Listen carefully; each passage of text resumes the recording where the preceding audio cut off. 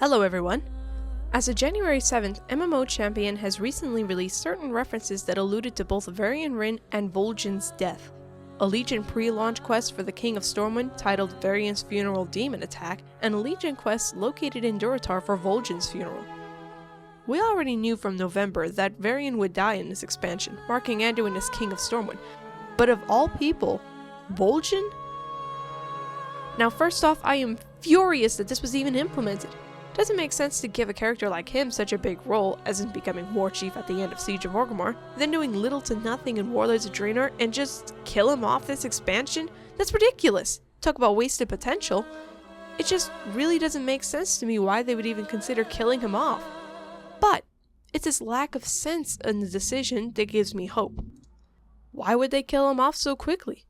Well, I think they didn't.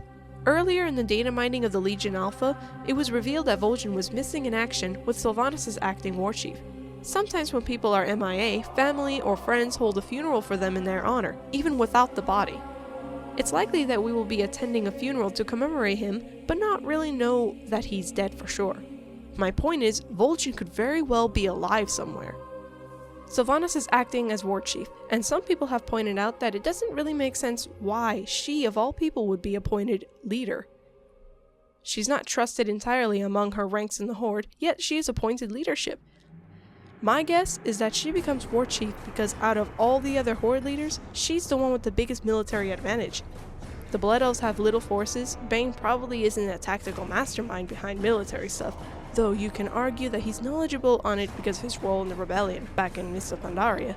And goblins, well, let's be real here, who would want Gallywix as war chief? Sylvanas and the Forsaken take up a majority of the Horde, especially because she can just raise the dead to increase numbers, and with war looming ahead, we will need those numbers. Whether or not the others would like to admit it, Sylvanas is the most qualified person for the job as war chief. If it were for a political stance, however, either Bane or Lord Theron would make a better candidate. But again, this is war. At the end of Siege of Orgrimmar, when you talk to Sylvanas, she doesn't seem all too happy about Vol'jin being the war chief. Perhaps when she caught word of Vol'jin being MIA, she tells the rest of the Horde that he is dead and stages a funeral for him. Then she takes the reins of the Horde. She has stated that she had no loyalty to Vol'jin in the first place, which may give her more reason to do something to him.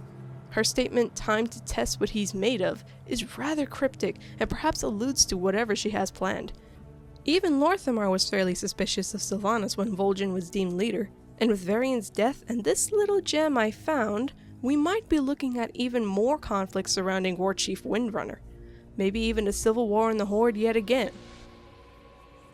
As far as what's happened to Vol'jin, we may have to wait until more data mining is done.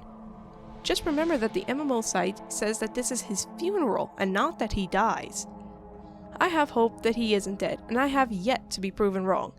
Blizzard, please don't prove me wrong.